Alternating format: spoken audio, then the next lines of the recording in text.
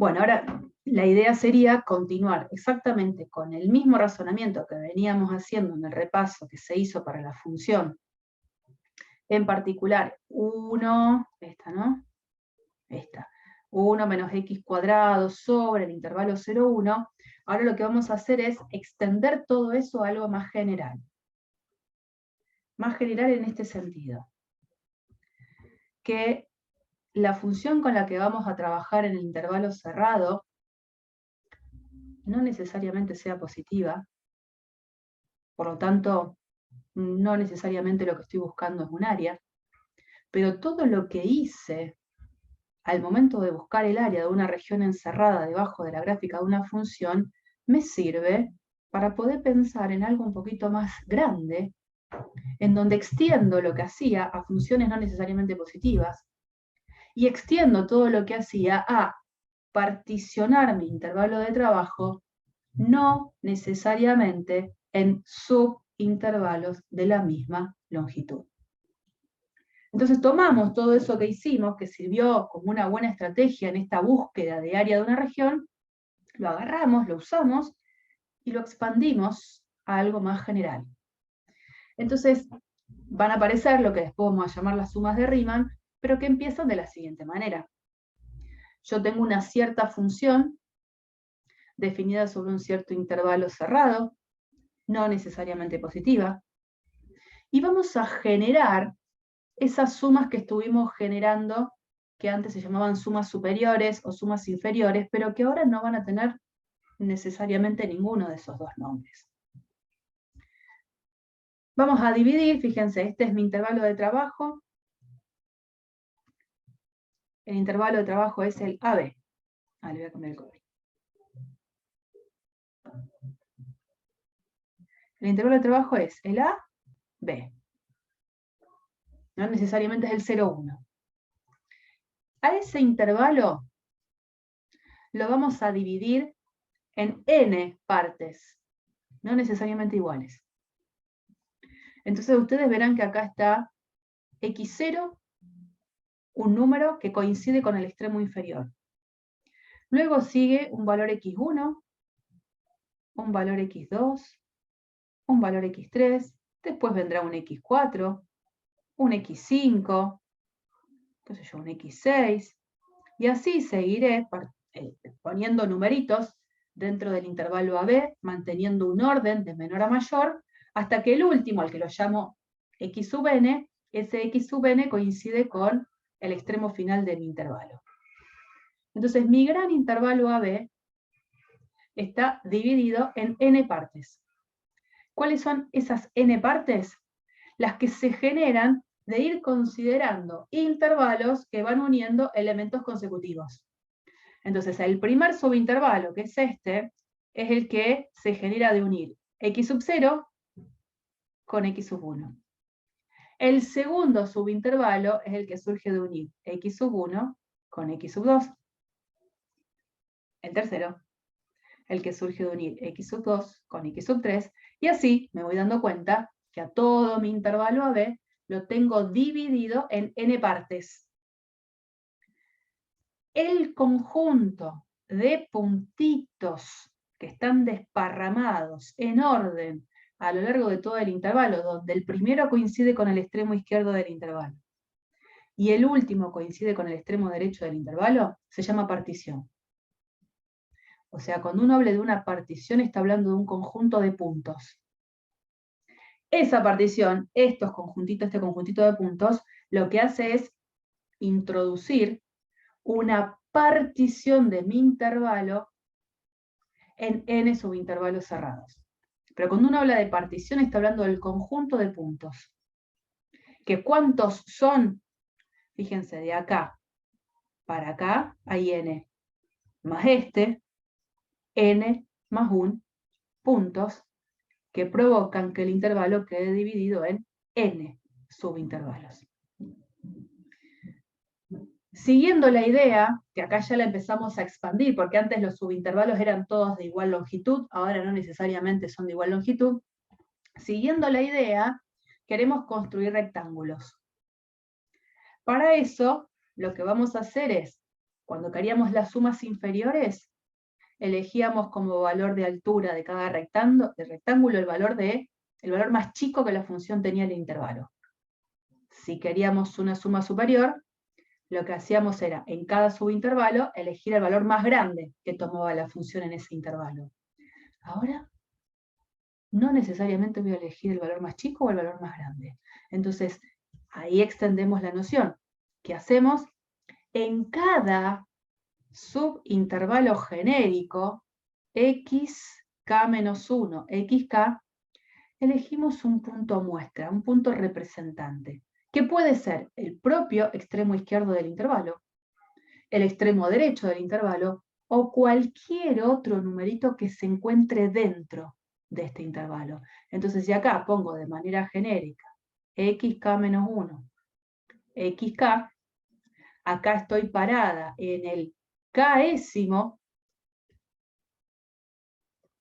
subintervalo, y ahí elijo un punto muestra. ¿Qué sé yo? Lo elijo a este. Este que está acá, lo llamo xk estrella. Como estoy en el késimo subintervalo, el punto muestra lo llamo x sub k. Y cuando yo hable de delta xk, estoy hablando de la longitud que tiene este subintervalo, que no todos tienen la misma longitud.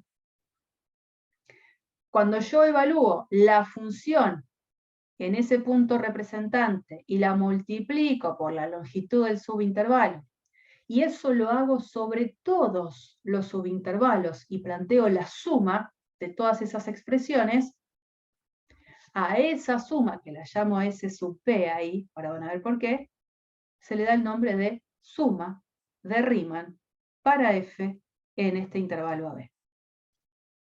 O sea que cuando yo hable de una suma de Riemann, me estoy hablando de que primero al intervalo lo particiono, en cada subintervalo elijo un representante, evalúo la función en ese punto, la multiplico por la longitud del subintervalo, y como eso lo hago sobre todos los subintervalos, después sumo todo.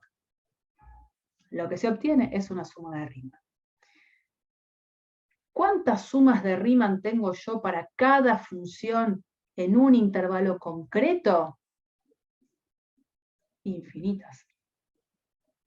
Porque esta suma, o este valor que encuentro de sumatoria, a la que le llamo suma de Riemann, va a depender de cómo haya yo elegido la partición, es decir, cómo haya yo elegido ese conjunto de puntos, desde x sub 0, x sub 1, x sub 2 hasta x sub n, y también depende de quién haya yo elegido como punto muestra o punto representante en cada subintervalo. Entonces, las sumas superiores que vimos antes y las sumas inferiores no son más que casos particulares de sumas de Riemann. Casos particulares de sumas de Riemann. Entonces, bueno, lo que les decía, que creo que viene después en el próximo, me vengo acá porque este es el que continúa. Cada suma de Riemann va a depender de cómo haya hecho yo la partición y de cómo haya yo elegido los puntos muestra. ¿Qué es lo que viene ahora después de haber presentado lo que es una suma de Riemann? Lo siguiente. Miren, antes que nada, parece que voy a abrir cómo quedaría un dibujito, aunque sea así a mano alzada. Algo rápido.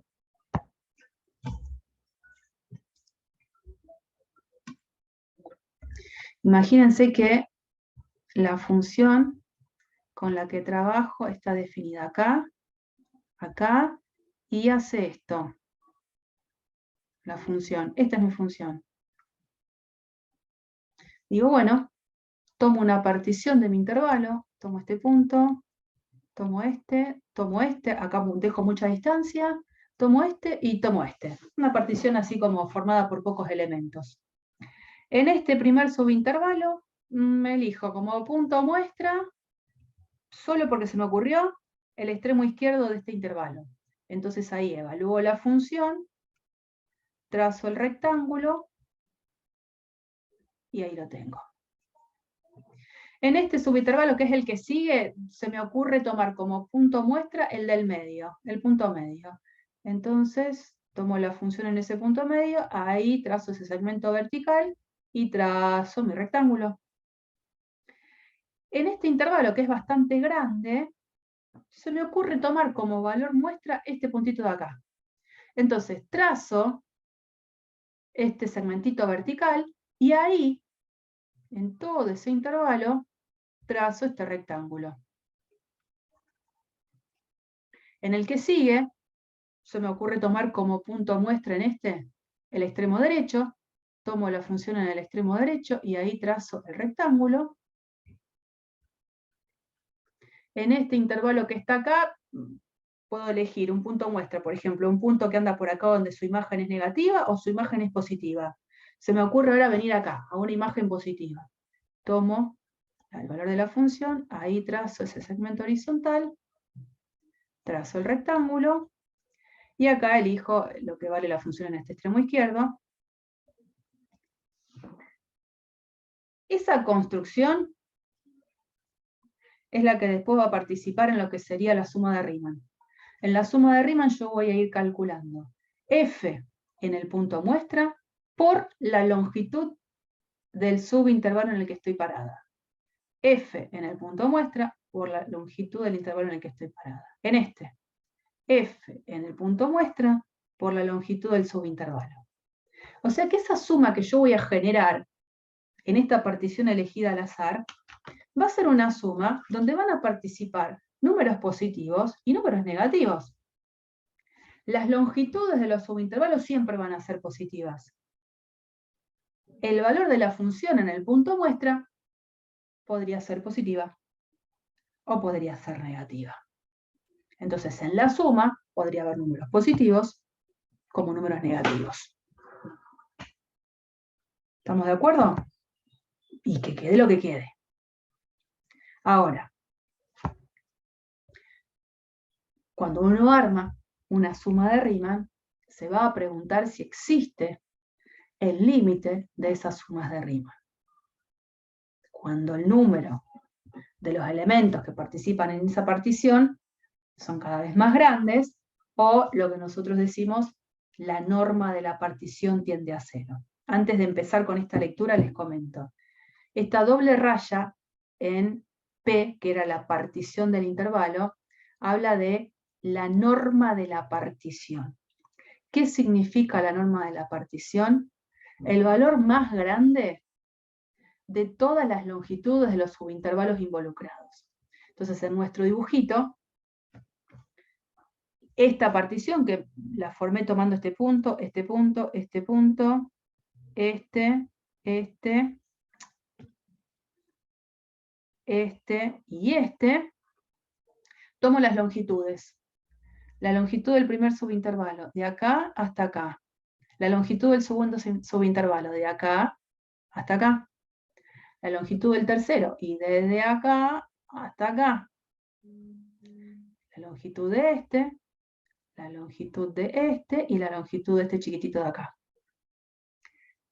La más grande de todas esas longitudes es la norma de la partición. O sea que en este caso la norma de la partición es la longitud de lo que sería 1, 2, el tercer subintervalo.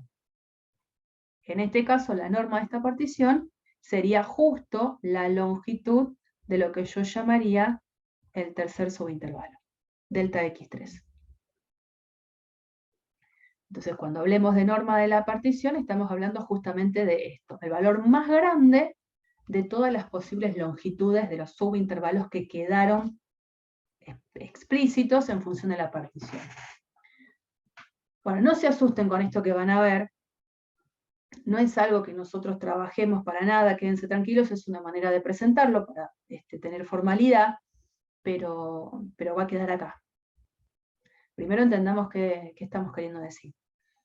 Una función definida en un intervalo cerrado, partimos de ahí, decimos que el número i es la integral definida de f en el intervalo AB, y que i como número es el límite de las sumas de Riemann, si se satisface una siguiente condición. Para todo epsilon positivo, existe delta positivo, obviamente asociado con él, para el que se cumpla ¿qué? Para toda partición del intervalo AB con norma menor que delta, y para cualquier elección del punto muestra sobre cada uno de los subintervalos, la suma de Riemann generada difiere de ese valor I, que estoy diciendo que es el límite, en menos de epsilon. ¿A quién les hace acordar esto, para el que lo haya visto?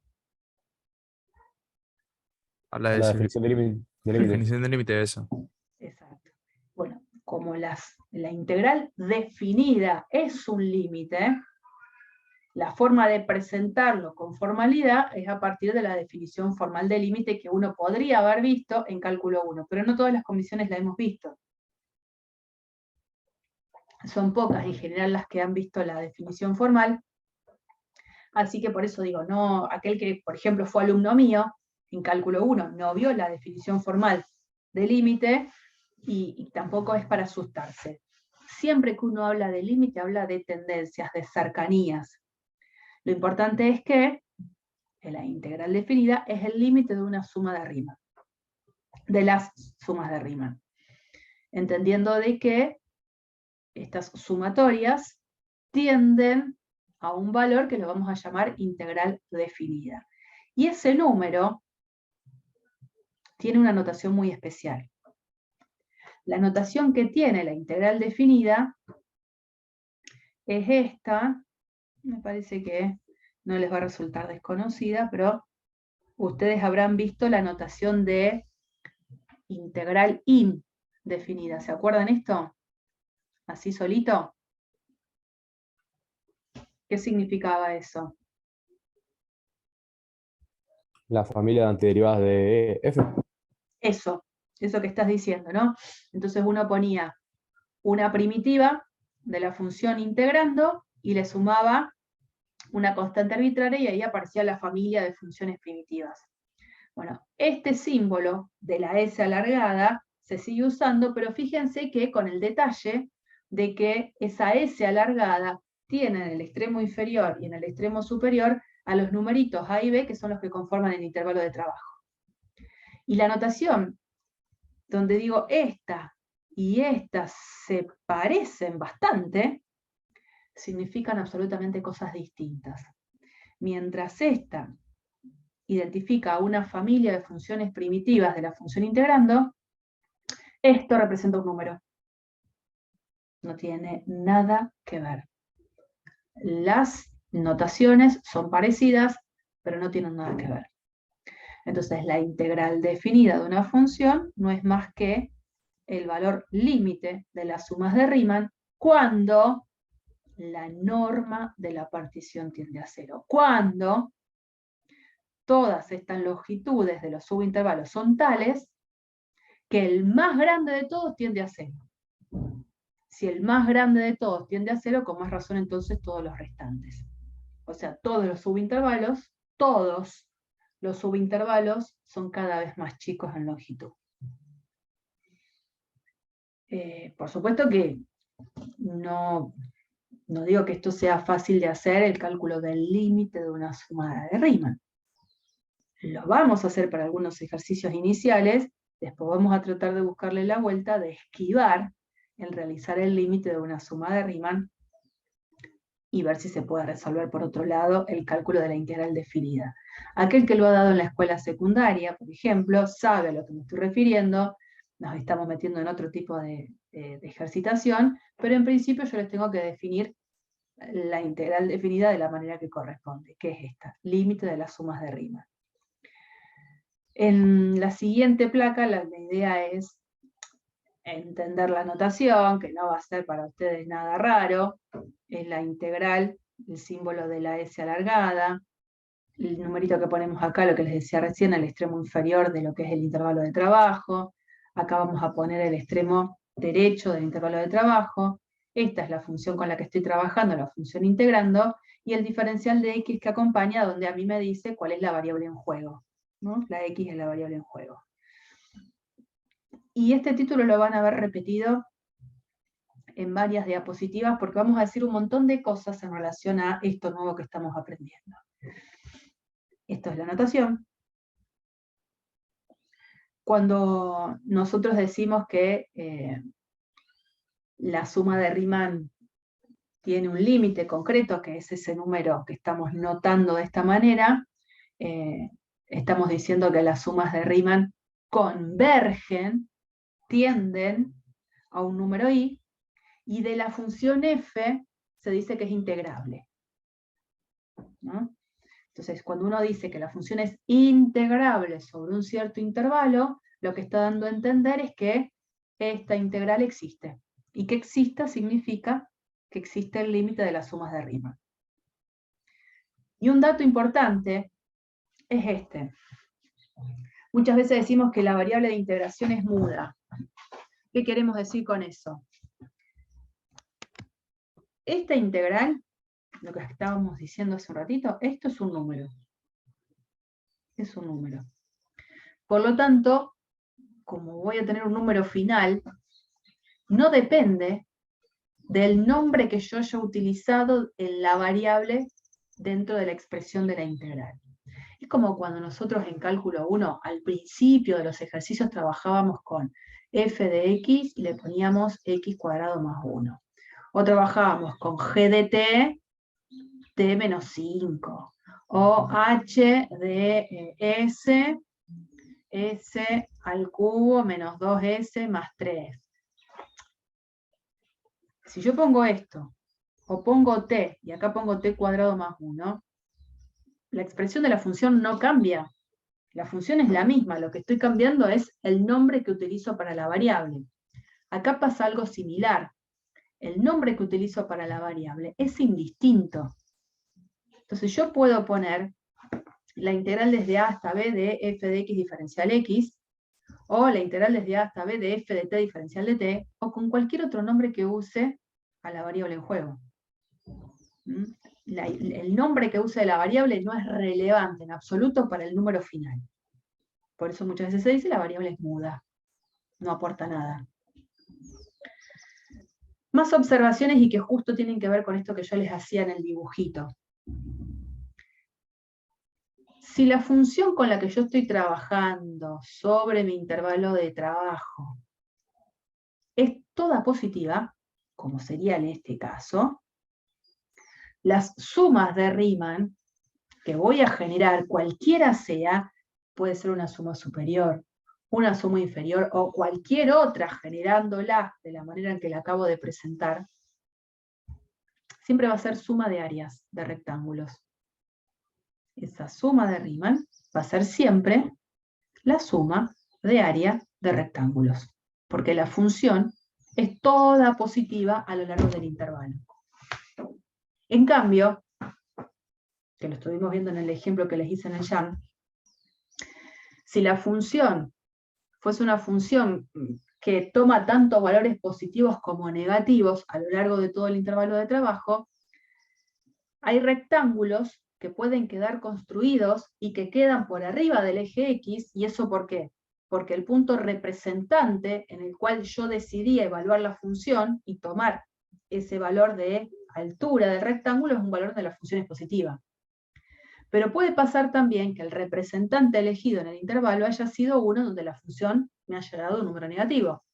La construcción hago del rectángulo, pero al momento de calcular la suma de Riemann, f en el punto elegido por la longitud del subintervalo es un número negativo. ¿Ven? Si acá estoy en un intervalo xk menos 1, xk, en uno genérico, xk menos 1, xk, la función en el punto representante, que lo llamo xk estrella, es un número negativo. Cuando lo multiplique por el valor de la longitud de ese subintervalo, este producto sigue siendo negativo, porque esto sí es positivo. Pero esto puede ser visto como ya que esto es número negativo, el opuesto del área de este rectángulo. Le busco la vuelta para meter la palabra área. Entonces, cuando la función asume tanto valores positivos como negativos en mi intervalo de trabajo, la construcción de lo que es la suma de Riemann la puedo ver como que en definitiva la suma está compuesta por áreas de los rectángulos que quedan por arriba, más los opuestos de las áreas de los rectángulos que quedan por debajo del eje X. ¿Se dan cuenta del juego de palabras? Los opuestos de las áreas de los rectángulos que quedan abajo del eje X. Cuando uso la palabra área, le haría un número positivo, pero exactamente me da el opuesto. Por eso es la suma de los opuestos de las áreas de los rectángulos que quedan por debajo. O sea que es una suma donde aparecen números tanto positivos como negativos. Cuando ya paso al cálculo de lo que sería la integral, porque en la placa anterior está relacionada con sumas de Riemann, porque hago la construcción de todos los rectángulos. Cuando ahora lo paso al valor del límite y que obtengo la integral, que la función haya sido positiva sobre todo el intervalo, la integral de la función va a representar el área de la región debajo de la curva y por arriba de lo que sería el intervalo AB. Ahí sí es un área total, porque estoy pensando en el límite de la suma de Riemann, que justamente ya es el cálculo de la integral definida.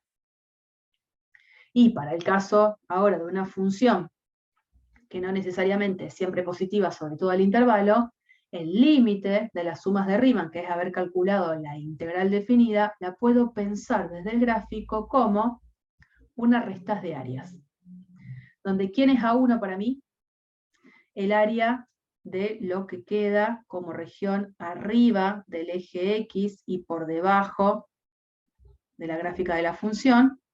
La suma de esas dos áreas sería lo que ahí se está llamando A1. Y esta región, la que queda por debajo,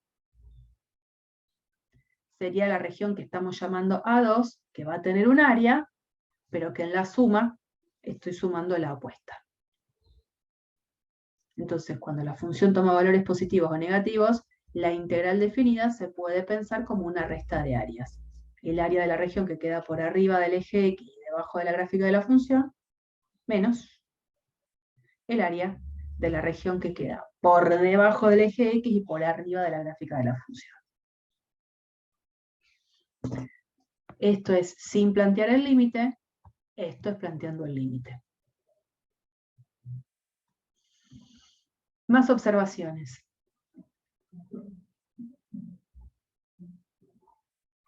Una de las cosas que sí se puede mostrar, no es algo que vamos a mostrar igualmente, pero lo vamos a considerar, es que si la función con la que yo estoy trabajando es integrable sobre un intervalo cerrado, yo conozco que es integrable, sí o sí, la función en ese intervalo tiene que ser acotada. ¿Qué significa que sea acotada? Que existe algún cierto número positivo que hace que las imágenes de la función en valor absoluto se encuentren acotadas entre los que sería menos m y m. Por ejemplo, la función trigonométrica seno de x o coseno de x son clásicos ejemplos de funciones acotadas.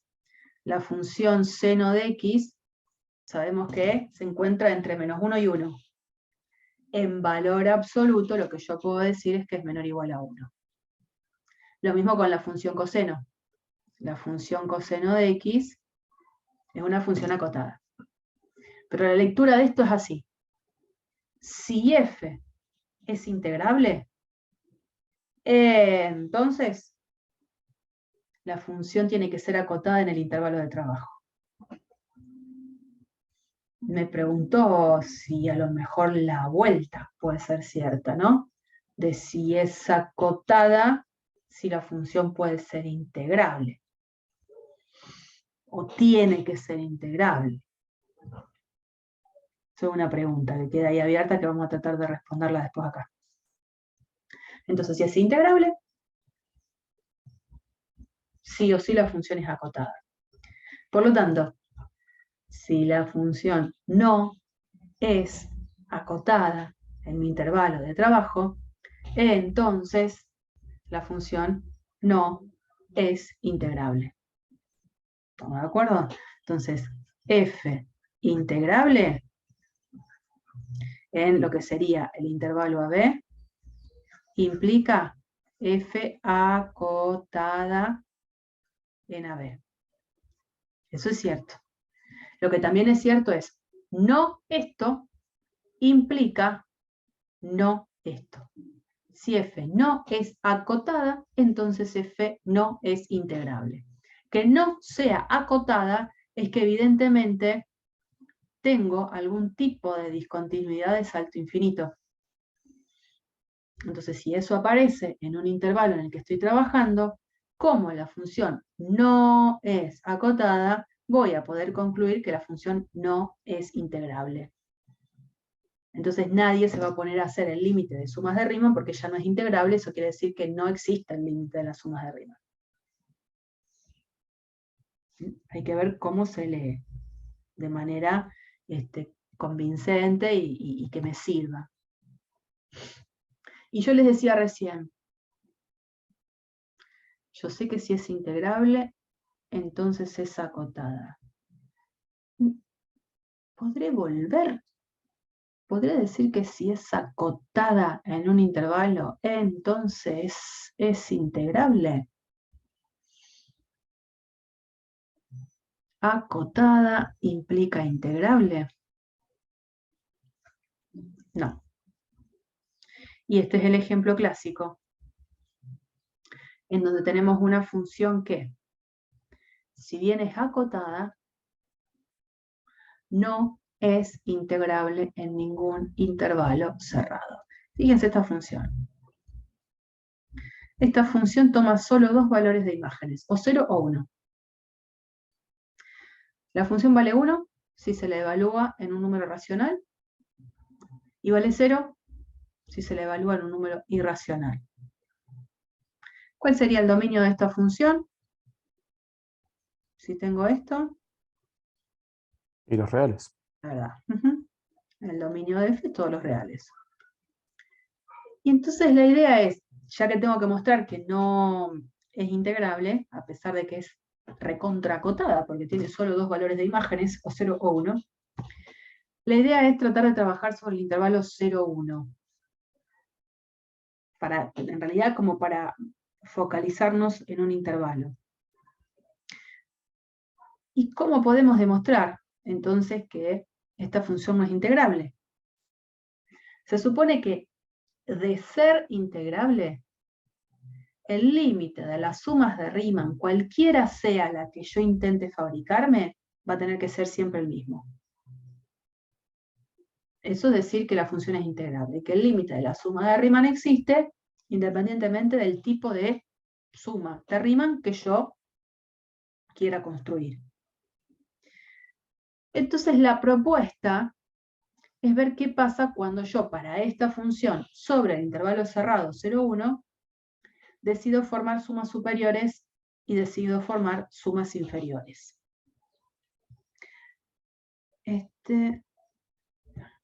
Marqué demasiado, me lo quiero llevar por allá arriba.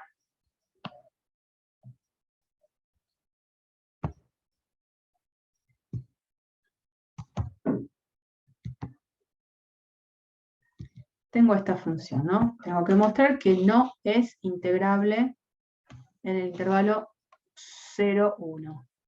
Entonces vamos a pensar a f definida en el intervalo 0, 1, donde el conjunto de llegada es siempre el conjunto formado por el 0 y por el 1, nada más.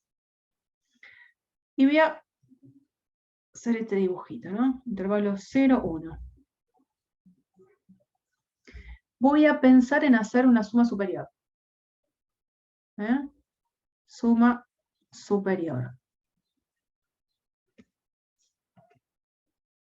Se supone que yo puedo particionar mi intervalo de trabajo en n partes, no necesariamente todas, ahí pongamos algunos más, no necesariamente todos los subintervalos de igual longitud.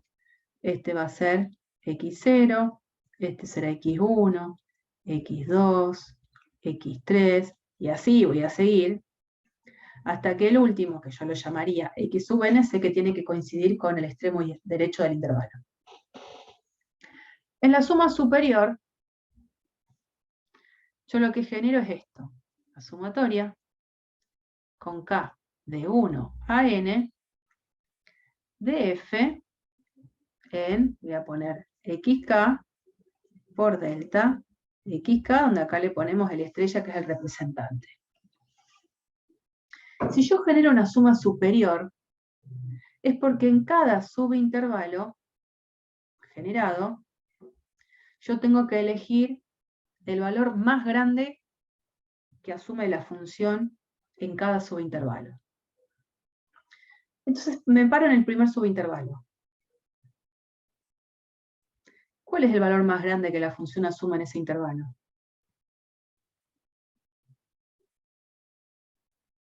1. 1. Siempre, y la justificación ¿cuál es? Siempre sobre el eje real, entre dos números reales distintos, ¿no? Que en este caso serían el x sub 0 y el x sub 1, donde me estoy formando un intervalo, existen infinitos números. Existen infinitos números racionales, existen infinitos números irracionales. Entonces acá adentro siempre voy a encontrarme con un número que va a ser racional. Por lo tanto, en ese numerito racional que encuentro, que voy a encontrar infinitos, la función toma el valor más grande, que es 1.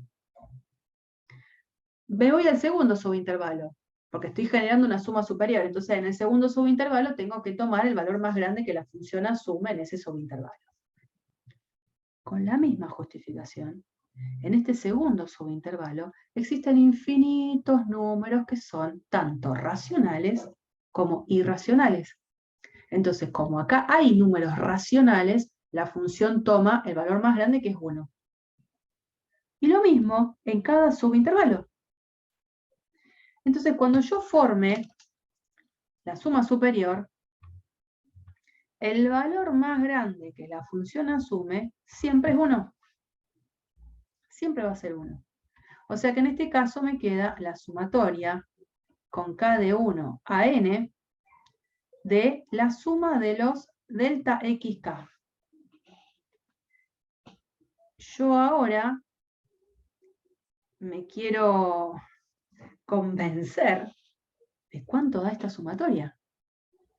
Sumo delta x1, la longitud del primer subintervalo, más delta x2, la longitud del segundo, más delta x3, más delta x4, y así sumo, hasta que sumo delta xn. Esta suma, ¿cuánto me va a dar? 1. 1. Porque lo que estoy haciendo es sumar de a pedacitos de tal manera que me encuentro con que estoy calculando la longitud del intervalo máximo de trabajo, que es el 0,1. Y la longitud de ese intervalo es 1. Esto, que está acá, coincide con la longitud del intervalo 0,1. Y esto es para cualquier suma superior, porque acá fijé estos puntitos que formaban la partición, pero para cualquier otra partición que yo genere, siempre que tome una suma superior, siempre voy a poder decir que el valor más grande que la función asume en cada subintervalo es 1. O sea que siempre voy a llegar a esto. Conclusión, toda suma superior de f en el intervalo 0,1, cerrado, es 1. Entonces las sumas superiores, ¿a qué convergen? Al único número que ya conocen, que es el 1. Ahora, hagamos lo mismo para esta función con las sumas inferiores.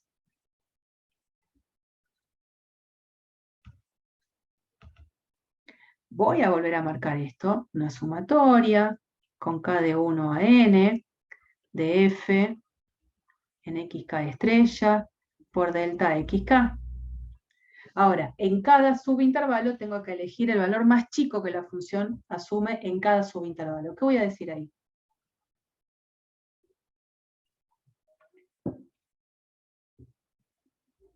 Cero. Y exactamente por la misma justificación de antes. En cada subintervalo en el que yo trabaje, existen infinitos números racionales e infinitos números irracionales. Desde el momento que existen infinitos números irracionales, la función en esos numeritos va a ser 0, que es el valor más chico. O sea que voy a tener 0. Siempre va a ser 0 en cualquier subintervalo en el que me pare. Por lo tanto, esto es en realidad la sumatoria con k de 1 a n de 0 por delta xk. ¿Qué me da eso?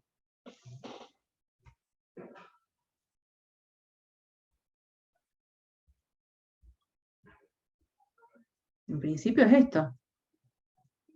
Porque 0 por delta xk es 0. Suma desde 1 hasta n de 0. 0 más 0 más 0 más 0, n veces. 0. Entonces toda, conclusión, toda suma inferior de f en el intervalo de trabajo, que es el 0,1, es 0. De existir el límite de las sumas de Riemann, cualquier tipo de suma que yo genere va a tener que tender al mismo valor. Cosa que acá no sucede. Acá toda suma superior da 1, y por lo tanto las sumas superiores convergen a 1. Toda suma superior da 0, por lo tanto convergen a 0. Convergen a dos números distintos. Eso quiere decir que el límite de las sumas de Riemann no existe.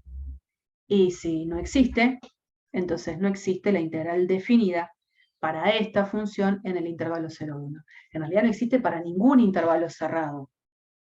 Porque esto mismo que hice para el intervalo 0,1 lo hago para el intervalo AB. Esta función no es integrable en ningún intervalo cerrado. Y es recontracotada. Es recontracotada, ¿no? F no es integrable. En este caso lo estoy concluyendo en el intervalo que estuvimos trabajando, en el 0,1. Pero no es integrable sobre ningún intervalo cerrado.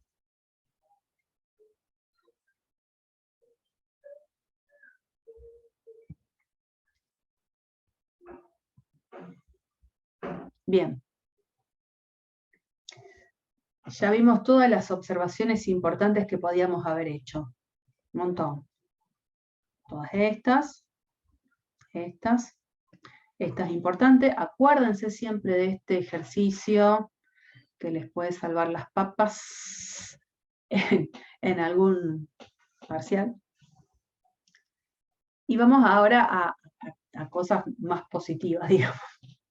¿De qué manera yo puedo saber si una función es integrable? Sin necesidad de andar haciendo el límite de las sumas de Riemann. Bueno, hay un teorema, que no lo vamos a demostrar, pero sí lo vamos a usar, que me dice lo siguiente. Que si una función es continua sobre un intervalo cerrado, si una función es continua en un intervalo cerrado, la función es integrable. Es decir, existe el límite de las sumas de Riemann. Si una función es continua, excepto en un número finito de discontinuidades de salto, y acá le agrego también de salto finito, esa función también es integrable. Es decir, existe el límite de las sumas de Riemann. ¿Qué sería una función continua excepto en un número finito de puntos y donde esas discontinuidades son de salto? Por ejemplo, algo así.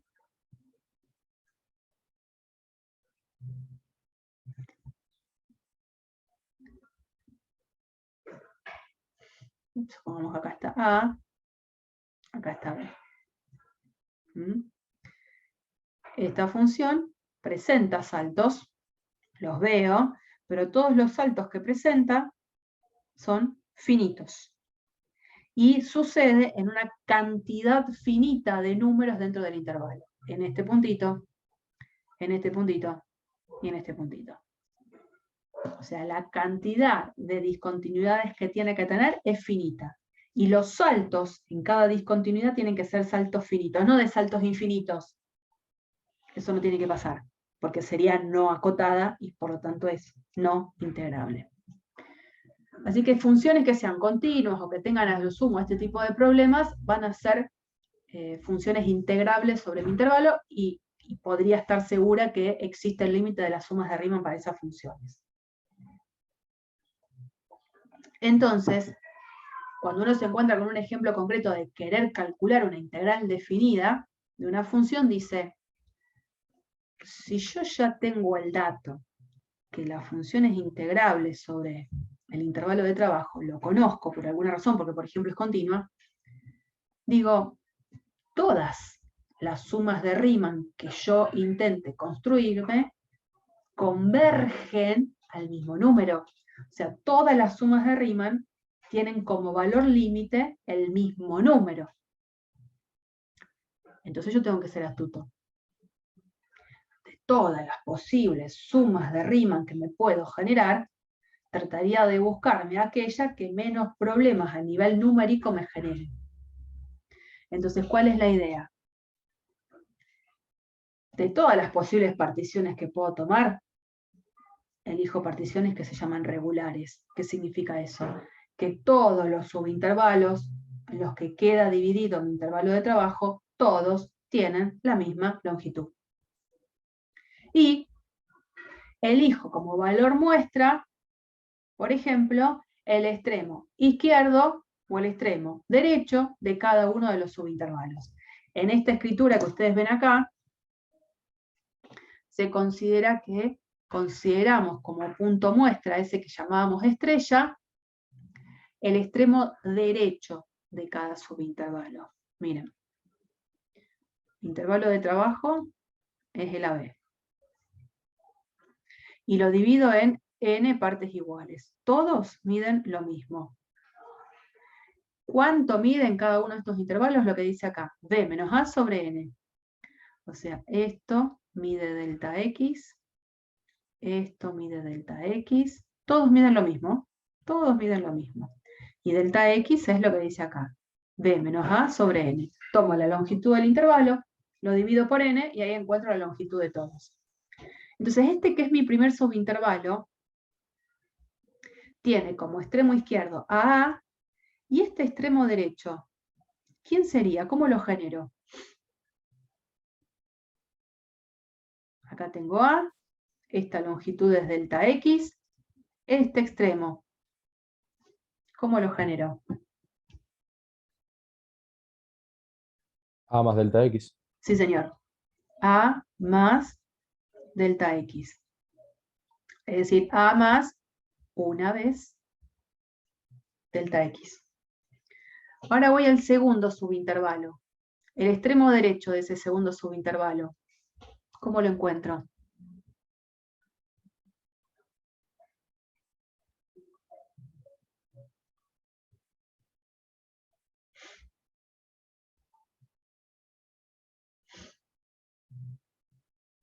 Si A estoy más 2 delta X. claro. A más 2 veces delta X, porque es al anterior extremo le sumo delta X. Si voy al tercero, tercer subintervalo, este extremo, el derecho, va a ser A más 3 veces delta X. Entonces, en el késimo o en el iésimo subintervalo, esta expresión siempre corresponde a lo que sería el extremo derecho de cada uno de los subintervalos. Entonces, si estoy parada en un iésimo subintervalo, iésimo subintervalo, el extremo derecho, no puedo escribir, es A más I veces delta X. Y este que sería el extremo izquierdo de este iésimo subintervalo, ¿cómo lo escribo? Ahora el extremo izquierdo. Si este es mi derecho.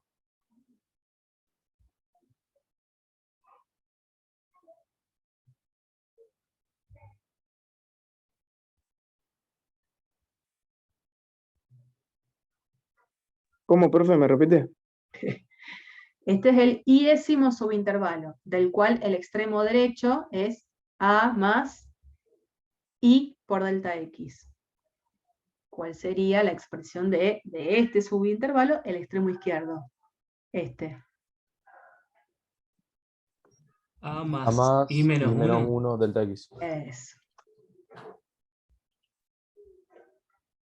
Bueno, pero a lo que vamos es a que cuando yo ya conozco que la función con la que voy a trabajar es integrable y que yo ya conozco que va a existir el límite de las sumas de Riemann, y yo voy a tener que hacer, en principio, porque todavía no sé hacer otra cosa, calcular una integral definida a partir de hacer el límite de una suma de Riemann, trato de buscar una suma de Riemann lo más tranca posible, lo más fácil de trabajar a nivel algebraico en lo posible.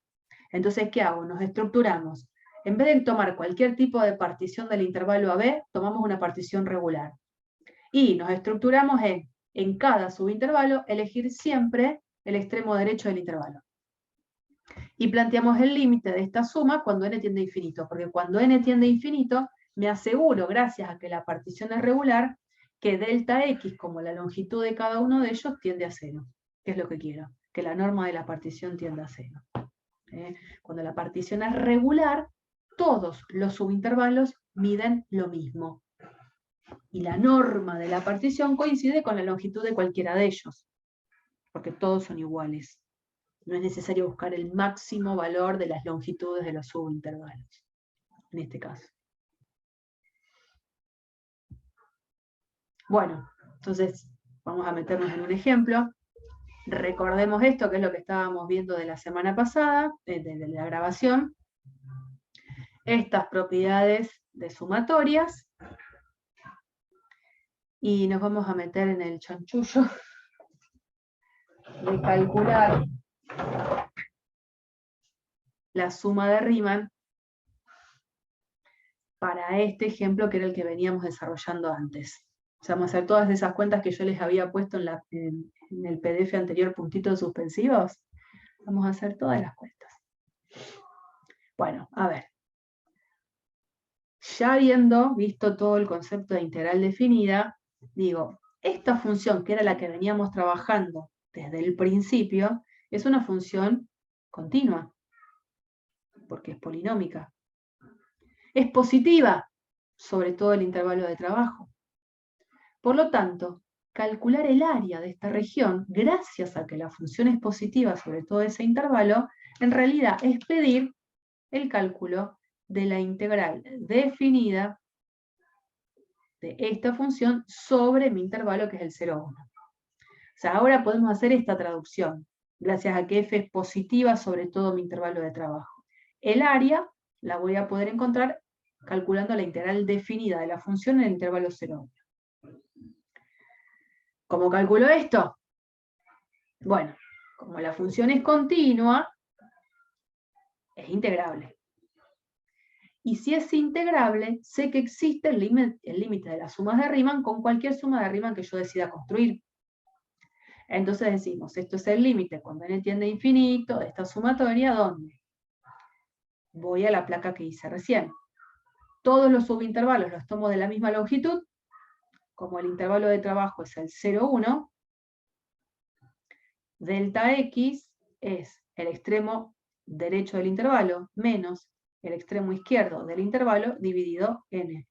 Eso es 1 sobre n. Todos los subintervalos miden esto. Y el extremo derecho, que veíamos recién, dijimos, de manera general, el extremo derecho era a más i por delta x. En vez de i, acá usé la letra k. La única diferencia. Bueno, ¿quién es el extremo de intervalo de trabajo? El 0. 0 más k por delta x es 1 sobre n. Por eso queda k sobre n, la expresión de lo que sería ese x, k estrella, que es el representante que elegimos siempre, el extremo derecho. Ahí están las cuentas que avalan el por qué queda esto y el por qué queda esto. Entonces ahora vamos a esta sumatoria. Esta es la parte que vamos a expandir los 3 puntitos suspensivos. Sumatoria con k de 1 a n de f en xk estrella por delta x. Bueno, ¿quién dijimos que era xk estrella recién? El xk estrella dijimos que era k sobre n. ¿Quién era la función con la que estábamos trabajando? 1 menos x al cuadrado. ¿Y quién era delta x? 1 sobre n. Tengo todo lo que necesito saber. Entonces, f evaluada en xk estrella es f en k sobre n. F en alguien es 1 menos el alguien al cuadrado. Acá está. Por delta x. Y delta x es 1 sobre n. Ya escribí una expresión de sumatoria, donde me saqué de encima la estrella, me saqué de encima la f, ya puse todo lo que tenía que poner. Todo lo que no dependa del índice de la sumatoria, para las sumatorias es una constante. Entonces, esto no depende de k. Es 1 sobre n. Como es una constante que no depende del índice k, puede, por propiedades sumatorias, salir adelante. Específicamente, la propiedad que estoy usando es esta. La que cuando hay una constante que no depende del índice de la sumatoria, esa constante puede salir afuera.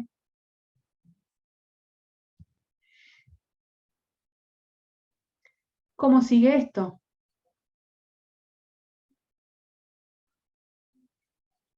Sumatoria de una resta. Por esa placa que tenía yo recién, puedo pensar en una resta de sumatorias.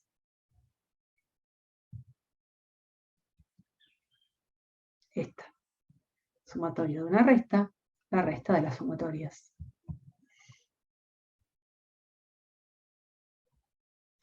Sumatoria con k de 1 a n de 1. Si yo tuviese que decir cuánto vale eso, yo tendría que decir, bueno, para k igual a 1, el término que queda acá es 1. Al que le voy a sumar el término que surge de tomar k igual 2. Pero de tomar k igual 2 le vuelvo a sumar 1. Al que le voy a sumar lo que surja de poner k igual 3. Pero si pongo k igual 3 me vuelve a dar 1. Y así sigo hasta que el último valor que encuentro es n, que cuando k vale n, estoy sumando 1. Estoy haciendo 1, más 1, más 1, más 1. ¿Cuántas veces? N. N veces. Exactamente. O sea que esta sumatoria es 1 por n veces. Por eso queda n. En la siguiente, lo estoy haciendo con todos los detalles porque van a tener que hacer algún ejercicio de esto. En la siguiente, tengo la fracción a la n, perdón, al cuadrado. Por propiedad de potencia, yo puedo distribuir esa potencia en el numerador y en el denominador. ¿Para qué? Porque esto que tengo acá adentro, yo lo pienso así, es 1 sobre n al cuadrado por k al cuadrado. Y de eso tengo la sumatoria, donde el índice de sumatoria es k. Esto de k no depende. Entonces, de la sumatoria puede salir a multiplicar adelante, que es lo que se hace acá. Entonces, voy mirando lo que va quedando. Este 1 sobre n que estaba antes afuera. Esta primera sumatoria ya la resolví. Y la segunda está casi. Porque esta sumatoria de los primeros cuadrados de los números naturales es una sumatoria que yo conozco el resultado final. Esta. La sumatoria de los primeros cuadrados de los números naturales, los primeros n números cuadrados naturales, tiene toda esta expresión. Y me saco de encima el símbolo sumatoria.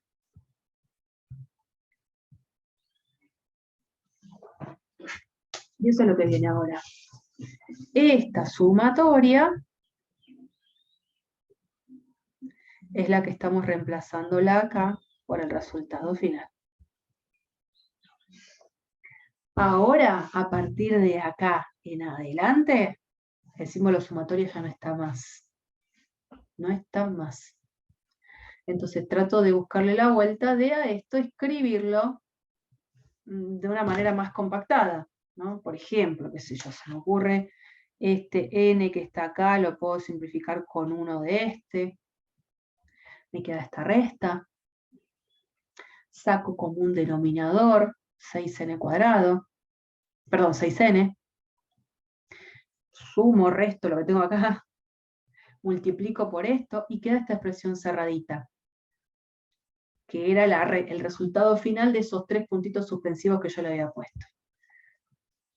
Todo esto que está acá, todo esto, todo serían esos 3 puntitos suspensivos. Porque ahora lo que quiero es calcular, como decía la placa anterior,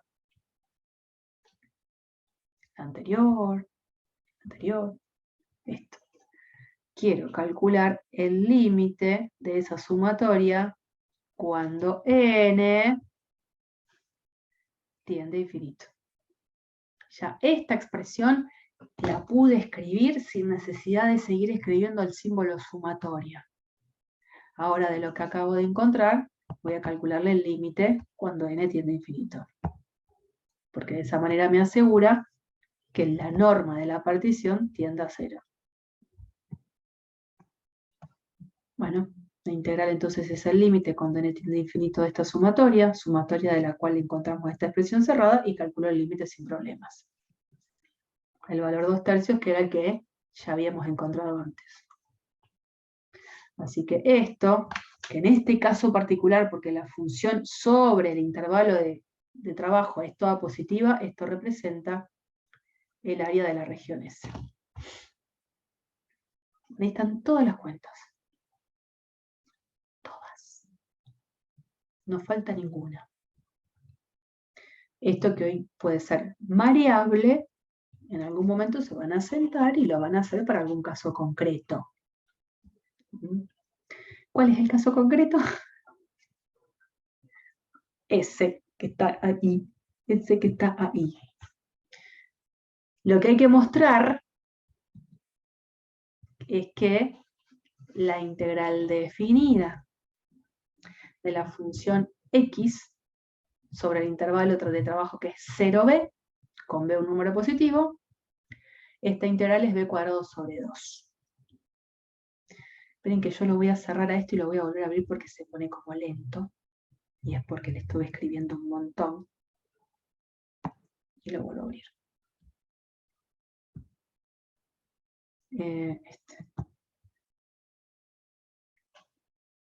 Necesito demostrar eso.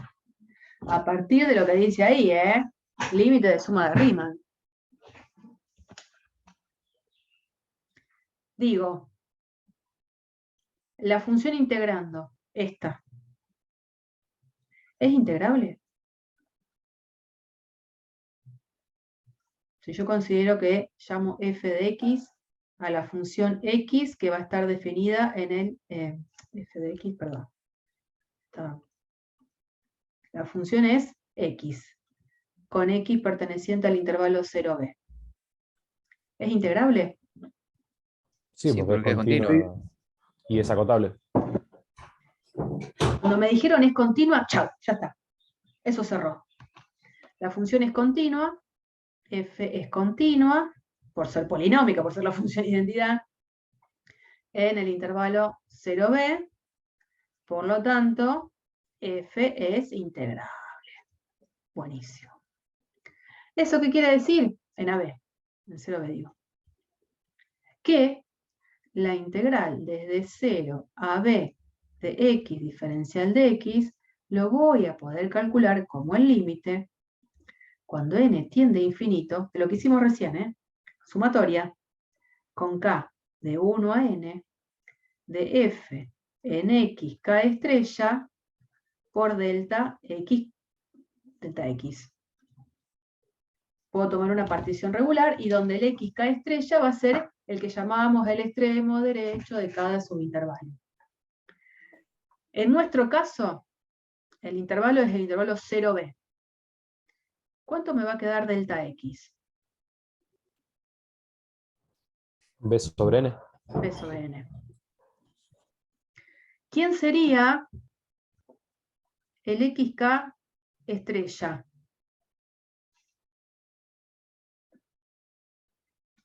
Por las dudas, ¿dónde estaba la plaquita?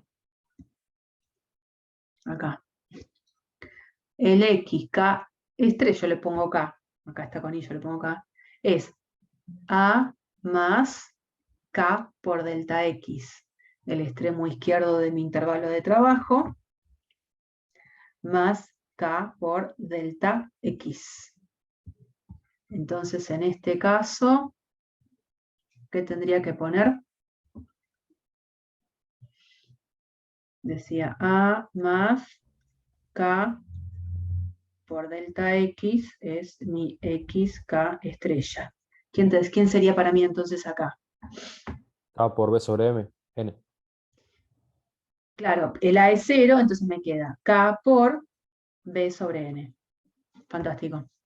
Ya cuando tengo eso totalmente identificado, digo, si quiero, solo por considerar, trabajar un poquito diferenciado, después meterme acá en el límite, digo, la sumatoria con k de 1 a n de f en xk estrella por delta x sería sumatoria con k de 1 a n de. La función es la función identidad. Evaluada en xk estrella, ¿cuánto me va a dar? XK estrella. ¿Y quién es xk estrella? Esto. K por b sobre n. Listo. Por delta x.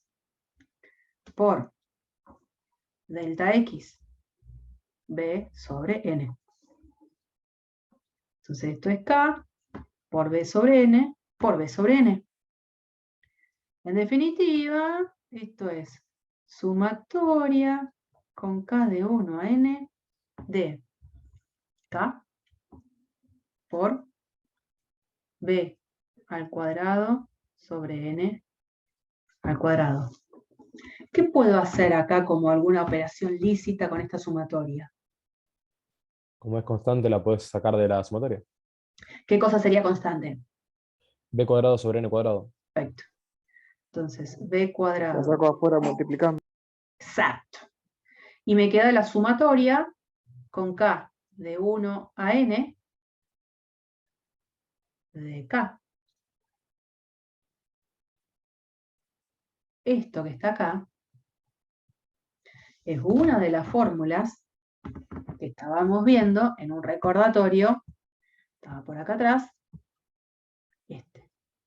Sumatoria, en este caso es con i, ¿no? Pero nosotros lo tenemos acá. Sumatoria con k de 1 a n de k.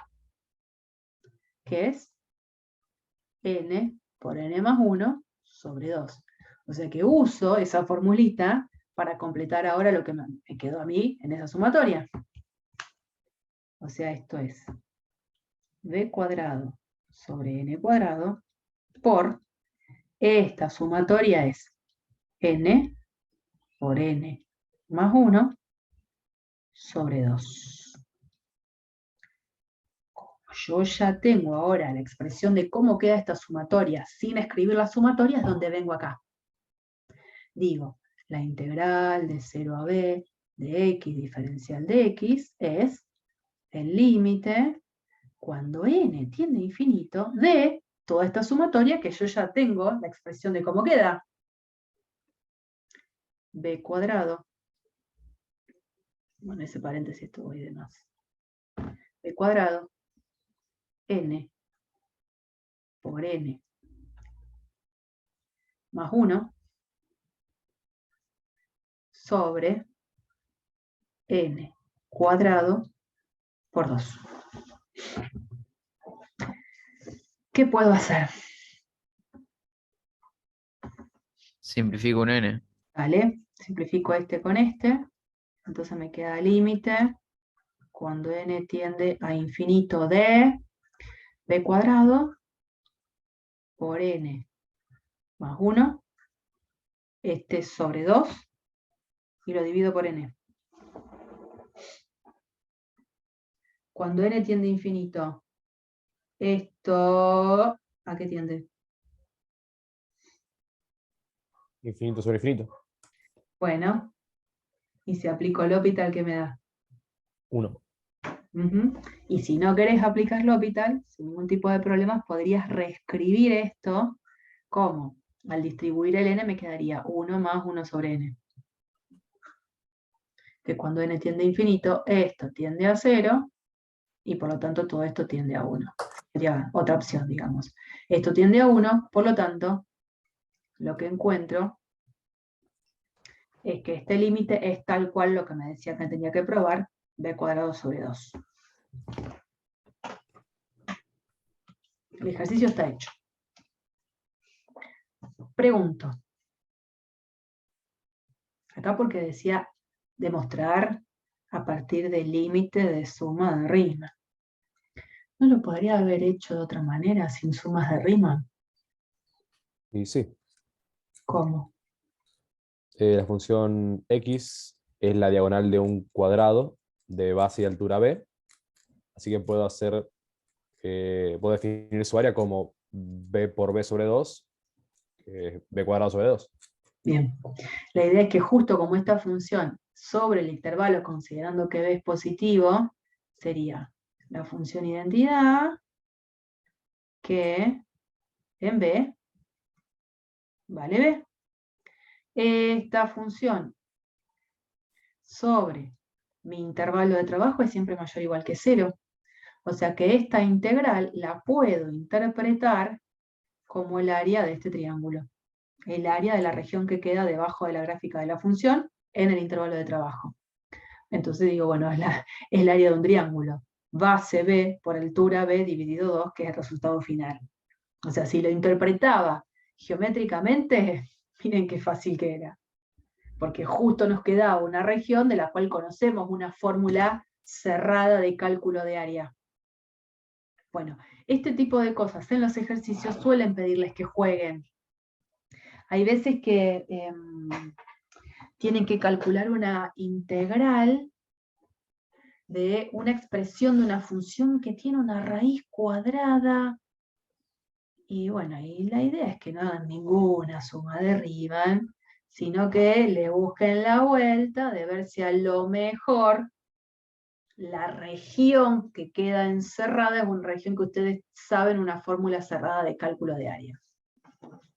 A veces eso pasa con un pedacito de un disco, un cuarto de disco, entonces le buscan la vuelta y no hacen la suma de Riemann, porque no es una condición hacer suma de Riemann, les piden calcular esto, y cuando a mí me piden calcular lo hago de la manera que me parece más fácil, y a veces esa forma fácil es la interpretación geométrica del problema.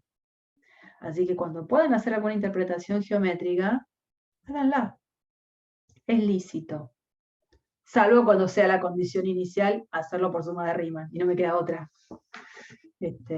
Uno puede ser un poquito malvado en algunas cosas, pero bueno, en los ejercicios van a poder tener libertad de elegir la forma en la que lo pueden hacer. Pero bueno, no siempre se puede ver una interpretación geométrica tan fácil. Pero cuando pueda, lo voy a hacer.